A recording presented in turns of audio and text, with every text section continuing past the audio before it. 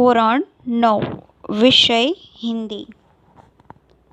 काव्य 7 सूरदास के पद। सूरदास के पद, इसके कवि है सूरदास। सबसे पहले हम सूरदास का परिचय करेंगे। महाकवि सूरदास जी का जन्म कुछ लोगों के मतानुसार दिल्ली के पास सिही नामक गांव में हुआ था। कई लोगों का मानना है कि इनका जन्म मथुरा के पास रुकना या रेणुका क्षेत्र में हुआ था। इनका जन्मांत होना भी विवादास्पद है। वल्लभाचार्य इसके गुरु थे। इसकी प्रेरणा से ही वे श्रीनाथ जी मंदिर में कृष्ण की लीलाओं से संबंधित पदों की रचना करते थे।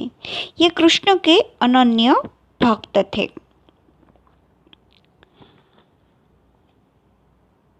विद्यार्थी मित्रों, सूरदास के पद काव्यनो परिचय આપણે હિન્દી અને ગુજરાતી બંને ભાષામાં કરીશું। सूरदास जी श्री कृष्ण के अनन्य भक्त थे। श्री कृष्ण की भक्ति ही उनके मन को शांति देती थी।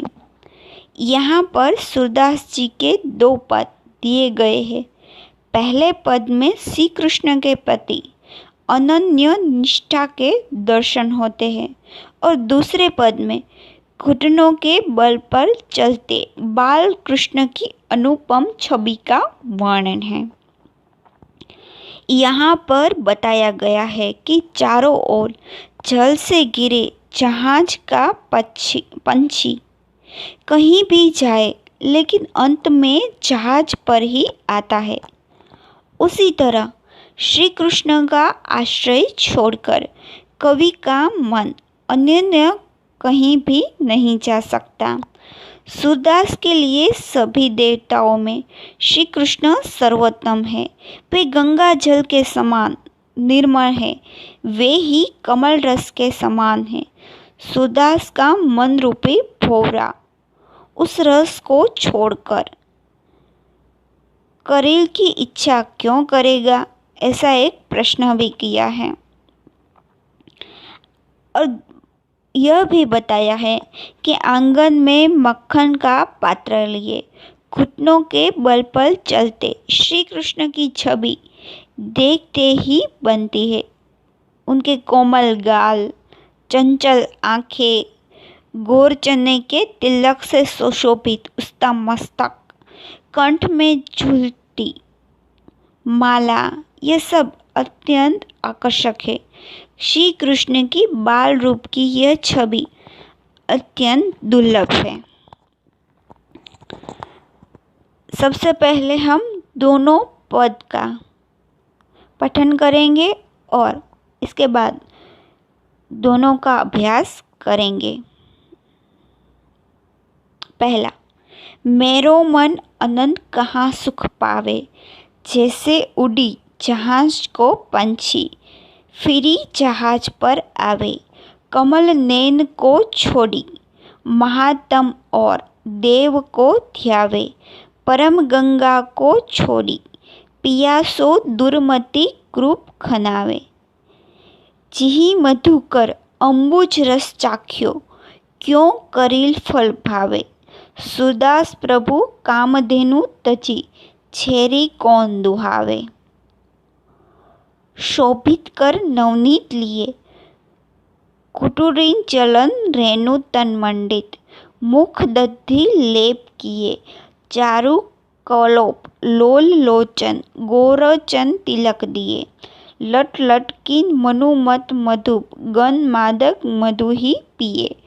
कंठुला कंठ ब्रज केहरी नख, राजत रुचिए हीरे। धन्य सुर एको पल यही सुख का सत्कल्प कीजिए। अब हम पहले पद का अभ्यास करेंगे।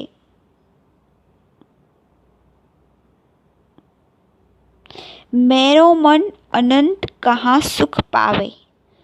अनंत यानी कि अन्यत्र। जैसे उड़ीन जहाज का पंछी फिर जहाज पर आवे। सूरदास जी कहते हैं कि मेरा मन श्री कृष्ण के सिवा और कहीं सुख नहीं पाता। कमल नैन को छोड़ी महामत और देव को ध्यावे।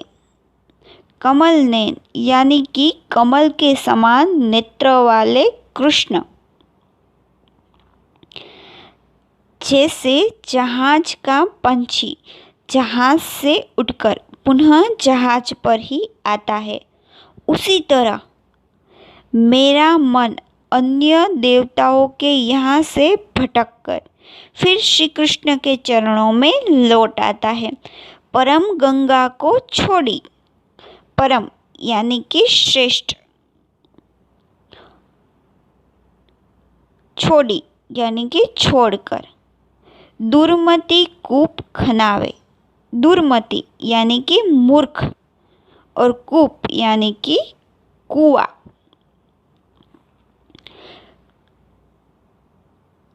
कमल नयन श्री कृष्ण की महिमा को छोड़कर वह अन्य किसी देवताओं का ध्यान कैसे कर सकता है? यदि कोई प्यासा व्यक्ति पवित्र गंगा जल को छोड़कर अपनी प्यास बुझाने के लिए कुआं खुदवाए तो उसे मूर्ख ही कहा जाएगा। चही मधुकर अम्बु रस चाख्यो। मधुकर यानी कि भौरा, अम्बुज यानी कि कमल, चाख्यो यानी कि चखलिया। क्यों करील फल भावे। करील यानी कि एक कंटीला पौधा। जिस भौरे ने कमल के रस का स्वाद चख लिया हो उसे करील का फल कैसे अच्छा लग सकता है? सूरदास प्रभु कामधेनु तजी झेरी कौन दुहावे। सूरदास जी कहते हैं मेरे प्रभु तो कामधेनु के समान है, उसे छोड़कर। कामधेनु यानी कि देवलोक की एक गाय जो सबकी इच्छा पूरी करती है, और छेरी यानी कि बकरी। सूरदास जी कहते हैं कि मेरे प्रभु तो कामधेनु के समान है, उसे छोड़कर बकरी कौन दुहाएगा।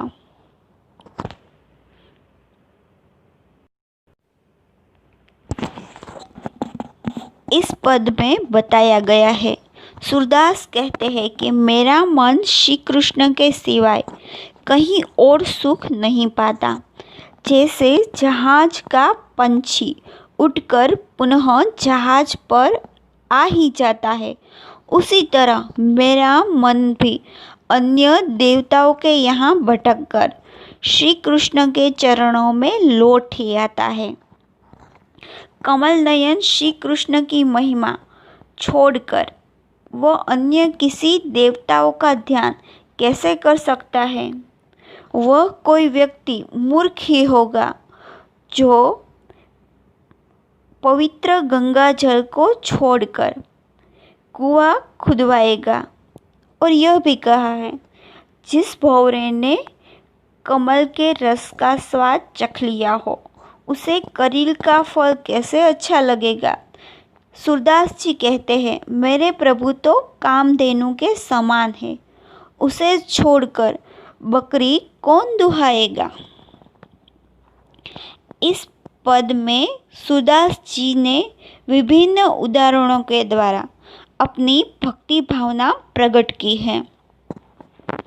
तो विद्यार्थी मित्रों, प्रस्तुत पदમાં सूरदासजी કહે છે કે મારું મન શ્રી કૃષ્ણ સિવાય બીજે ક્યાંય સુખ પામતું નથી। જેવી રીતે વહાણ પરનું પક્ષી વહાણ પરથી ઉડીને પાછું વહાણ પર જ આવે છે, એવી જ રીતે મારું મન પણ अन्य देवताओं भटकीने श्री कृष्णना चरणों पाछू आवी जाय छे। कमल नयन श्री कृष्णनो महिमा छोड़ीने बीजा कोई देवताओं ध्यान केवी रीते धरी शकाय? ते व्यक्ति ने मूर्ख ज कहेवाय, કે જે માણસ પવિત્ર ગંગાજળને છોડીને પોતાની તરસ छिपाવવા માટે કૂવો ખોદે. વળી સૂરદાસજી કહે છે કે જે ભમરાએ કમળના રસનો સ્વાદ ચાખી લીધો હોય એને કેરડીનો સ્વાદ કેવી રીતે ગમે? સૂરદાસજી કહે છે કે મારા પ્રભુ શ્રી કૃષ્ણ તો કામધેનુ જેવા છે, એમને છોડીને બકરી કોણ દોહવે? આવી રીતે સૂરદાસજીએ અલગ અલગ પ્રકારના ઉદાહરણો દ્વારા પોતાની ભક્તિભાવના પ્રગટ કરી છે. સુભિત કર नवनीत लिए. नवनीत यानी कि मक्खन, कर यानी कि हाथ, हाथ में मक्खन लिए हुए बाल श्री कृष्ण सुंदर लग रहे हैं. कुटरीन चलन रेणु तन मंडित, मंडित यानी कि सुशोभित, मुख दग्धि लेप किए. दग्धि यानी कि दही. वे घुटनों के बल पर चल रहे हैं. उसके शरीर पर धूल लगी हुई है और उसके मुख में मक्खन लगा हुआ है. चारु कपोल लोल लोचन गोरोचन तिलक दिए. चारु यानी के सुंदर, कपोल यानी के गाल, लोल यानी कि चंचल, लोचन यानी कि आँख या फिर नेत्र, गोरचन यानी कि मस्तक पर तिलक करने का एक द्रव्य. अपने गाल पर सुंदर और नेत्र चंचल है. उनके माथे पर गोरोचन का तिलक लगा हुआ है. लट लटकनी मनुमत मधुगन मादक मधु ही पीवे.